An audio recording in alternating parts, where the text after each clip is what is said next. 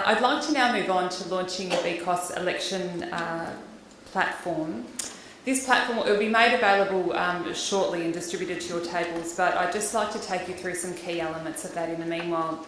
So can I just acknowledge this is a platform that has literally been 2 years in the making. So in acknowledging that, it started well before the time that I began at VCOSS, which was around 10 months ago, and it's testament to the hard work of all of you in the sector, because VCOSS has worked very hard with members to really develop and shape this election platform to articulate not only the problems that we see today, but also the solutions. We know that there's so much that we can talk about in terms of problems, because unfortunately we are dealing with problems and the issues on the ground as they arise every single day. We know how critical it is to articulate solutions and for us to be able to collectively articulate our vision in terms of where we need to go forward from here, and we want to be able to transform the lives of Victorians. So as a peak body of the community sector, VCOSS has the absolute privilege of working across the complexity and the multitude of social issues that confront Victorians every day. It's our role to stand up for the principles of social justice and for those values to inform our advocacy, whether in the public sphere or behind the scenes. So our mission and vision absolutely focuses on working with those members to advocate for those who are vulnerable, those who are disadvantaged, and for those who are living in poverty.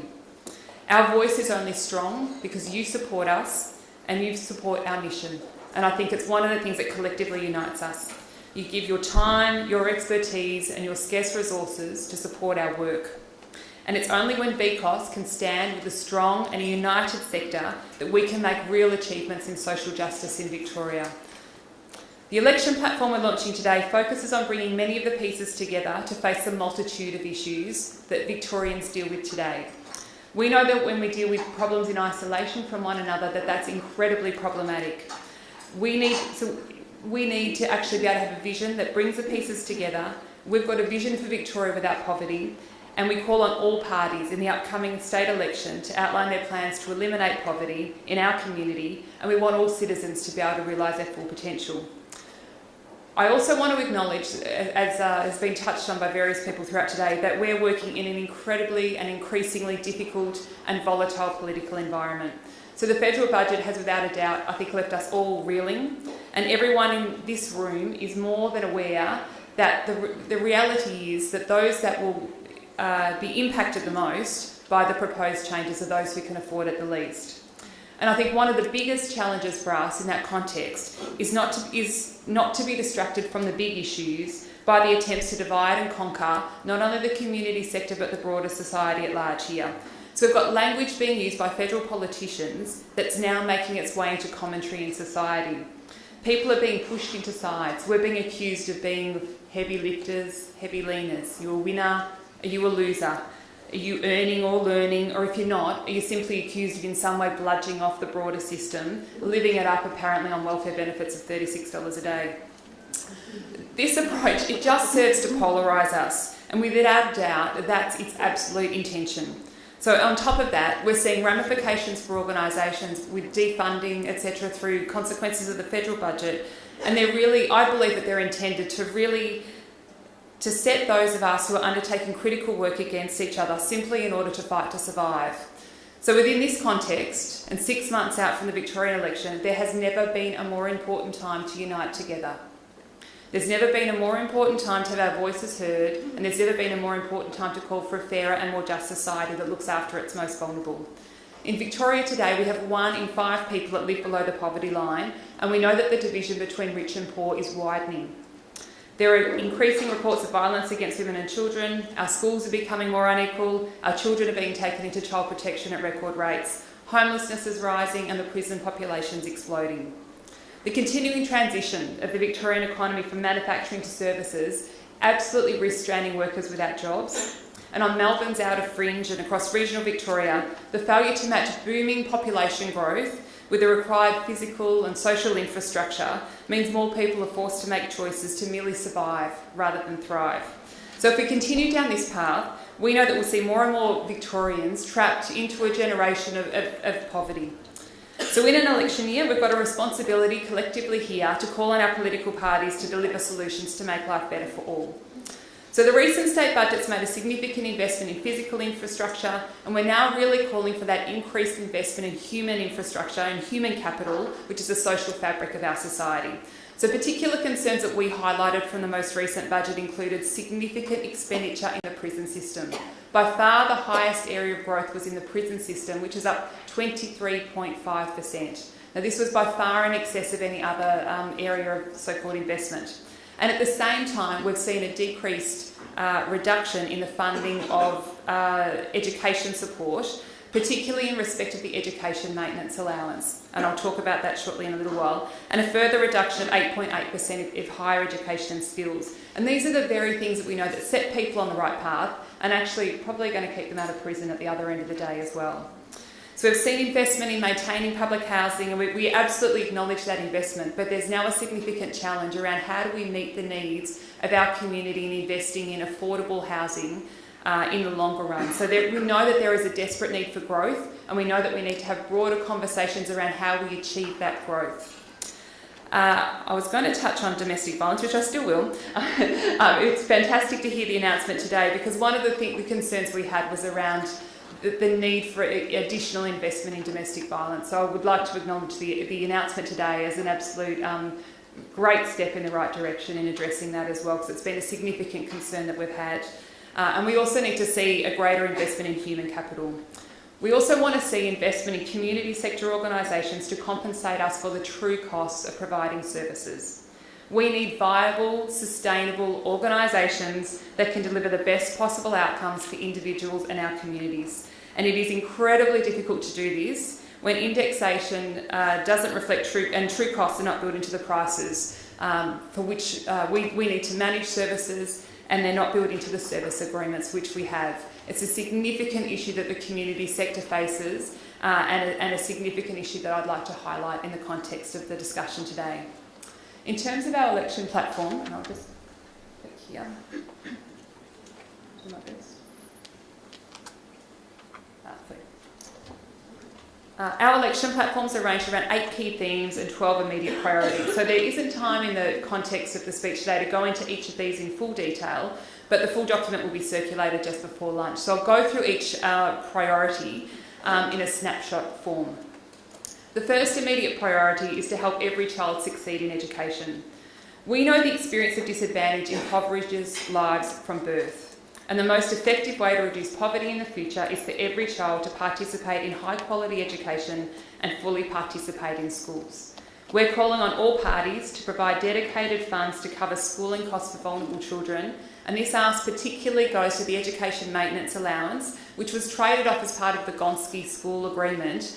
And what we know, the reality of that means that from the beginning of next year, unless there are announcements made in the meanwhile, we're going to have over 200,000 children going to school without the current education maintenance allowance. That allowance at the moment, over 70% of families sign that money back over to schools to immediately be offset against the cost of books, the costs of camps, the costs of excursions. It is the difference between so-called just going to school and actually being able to participate in school. So we're calling on both parties to deliver on the education maintenance allowance, either restore it entirely in its current form or come up with an alternate proposal that fundamentally does the same thing. Because we know that without it, we're going to have over 200,000 children in Victoria who will not be able to participate in school in the way they can today. We're also calling on all parties to deliver funding for free kindergarten for 3 and 4-year-old children. We know that investment in those early years absolutely pays off. For every dollar that is invested in the early years, we know that we save $16 later on. There are benefits in terms of from a social, economic, health, well-being perspective that's felt by the community in the broader space. And I think our biggest challenge is that often we don't see that return within one election cycle. If we did, it would be a no-brainer. It would just be delivered immediately. Our second ask is around developing integrated early childhood services that support vulnerable children. We know that children in families experiencing disadvantage, they benefit enormously from services that help their families nurture, to grow and to learn in a positive, healthy environment. So we're calling on all parties, and this is where again acknowledging your commitment as well during the week, Minister, around developing innovative and locally based models that support vulnerable children and their families by integrating early years learning, health and community services. There are some fantastic models around this that we think that we can really learn from. Doveton College, I know many of you will be aware of. They have services from children of 6 months of age through to year 9, actually 6 weeks of age through to year 9 at school. Bendigo Community Health has some fantastic initiatives, as does Ewell Park Community College. These are just a few of the examples of where communities have really looked to say, what is it that we need, where we can deliver broader benefits from the community that have either occurred through looking at schooling as a hook, because the fact that kids actually need to be there, or through community health or other means. So the reality is the answer in different communities looks different, and we need local-based solutions accordingly. We need to make child protection work. Children in the care of the Victorian Government are amongst our most vulnerable people.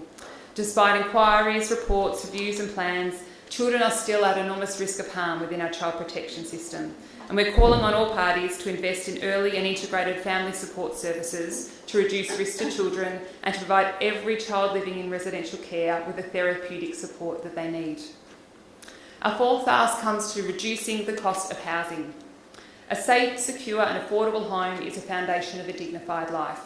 Without it, people can rarely achieve their other life goals, and we call on all parties to develop a whole-of-government affordable housing strategy that reduces the cost of housing for low-income Victorians. We want to do this by expanding social housing, improving rental laws, using targeted planning tools, creating new financial products and leveraging taxation policies. We think this is really critical, and we've launched a social housing plan alongside a broad group of peak bodies and others that work within the housing space, and we're incredibly proud to stand together to say within that space as well we have a plan for the future. Our next ask goes to public transport and the public transport network. Good public transport can be used by young people, older people, people with disabilities and those who can't afford a car. We know that with a car-dependent transport system, our most vulnerable people are trapped, and it stops them from accessing employment, services and social opportunities. So we're calling on all parties to invest in a frequent public transport network. We know that we cannot take a train station to everyone's house. We fully comprehend that. But we know that we need frequent bus connections to local centres and train stations, especially in underserviced communities in outer Melbourne and rural and regional Victoria. I was speaking with someone in Whittlesea a couple of weeks ago who said, look, Emma, we've got buses, it's just that in terms of connection, they're 40 minutes apart. That doesn't work for people. So in that community, they felt that they'd very much been sold a dream, but the public infrastructure component that sat around that dream just didn't work. So any increase in petrol costs had a horrendous impact on the broader community, on families and their capacity to provide for basic necessities. Our next ask goes to reducing violence against women and children. So as we've spoken about to some, I'll probably truncate this a little bit given the conversations we've had today already, but reports of family violence have more than doubled over the past decade. Both police, family violence services have been overwhelmed by demand. So we're calling on all parties to deliver a package of services and reforms to combat violence against women and their children.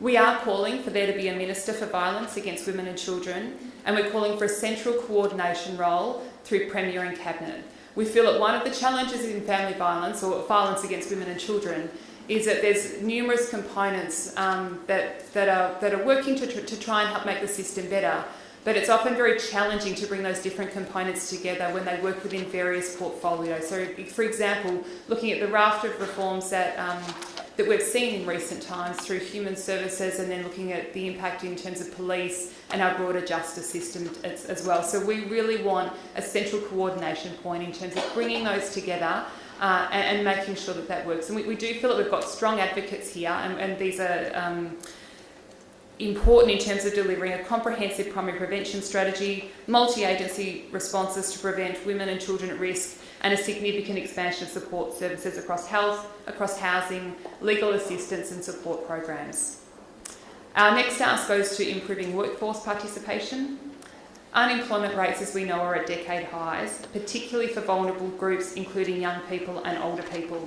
And again, the recent announcements in the federal budget just are just horrendous. We know the impact this has on Aboriginal people, refugees and people with disabilities. So we need to develop people's skills, and we need to remove barriers to employment so more people can enter paid work. We're calling on all parties to develop a workforce participation plan. We need that to incorporate community services, vocational education providers and potential employers, because we need to increase the employment opportunities for vulnerable groups. This is a critical component to actually giving people a fair go and having a chance of getting a job.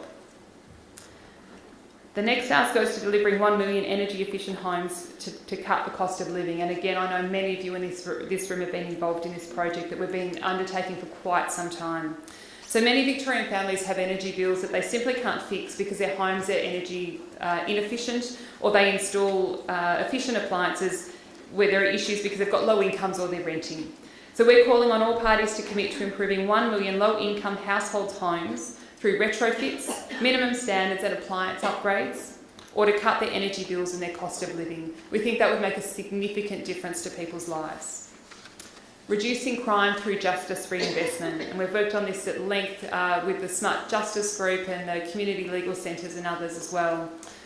Changes to sentencing laws have resulted in an absolute explosion in our prison population, and recorded crime rates continue to rise. We're calling on all parties to develop a justice reinvestment plan to reduce crime, to divert people from prison, to improve treatment for prisoners, and to rehabilitate people leaving prison. We feel very passionately about this, and we feel that one of the challenges in the current environment is that often we're putting the resources in the wrong place. We've got incredibly precious resources, and we need to make sure that we're investing those in the early stages and looking at justice reinvestment rather than simply at the end where we're locking people up.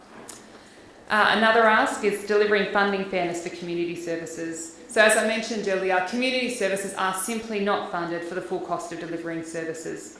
We call on all parties to establish a funding model for community organisations that's indexed to meet the real costs of providing services, so that we can all community services can deliver quality, effective services that meet the needs of vulnerable people. We want a whole-of-government plan for social policy change. So too often social change is thwarted because government agencies don't work together. For governments to work efficiently and effectively, that we need a high-level vision for social goals that we're all trying to achieve. So we call on all parties to develop a whole-of-government plan for social policy, again centrally coordinated through the Premier's office with clear goals, clear targets and clear funding. We think that's an absolute step in the right direction. And lastly, creating a sustainable revenue base. So we know that the Victorian Government needs more revenue to pay for essential services and infrastructure. We don't cut our way to prosperity. We're calling on all parties to commit to reviewing Victoria's revenue streams, to build up sufficient resources to meet the community's future needs and future aspirations. So the VCOSS election platform is aimed at uniting our communities, to call on political parties to deliver a better future Victoria. That is what we are all about. I would like to sincerely thank all of the members who have worked with us over the last 2 years to contribute to the election platform. It's been an incredible piece of work and we're really proud to be able to launch that here today. I'd also like to acknowledge, and I've been asked by various VCOSS staff not to acknowledge them individually, so I won't, but I would like to acknowledge the incredible work that the VCOSS staff have done. People regularly ask me where are the other VCOSS offices, in which areas of the state, and I only wish I could say more. But in terms of having a small team that is dynamic, highly professional, highly intelligent, I couldn't be prouder to work alongside such a fabulous group of professionals. And I'd really like to acknowledge the work of the VCOSS staff, and I would like to acknowledge the incredible work of the VCOSS members, again, who are working under extremely limited financial constraints, but still give their time to contribute to what we know is an important vision and how we can collectively call for a better future. So the hard work begins here.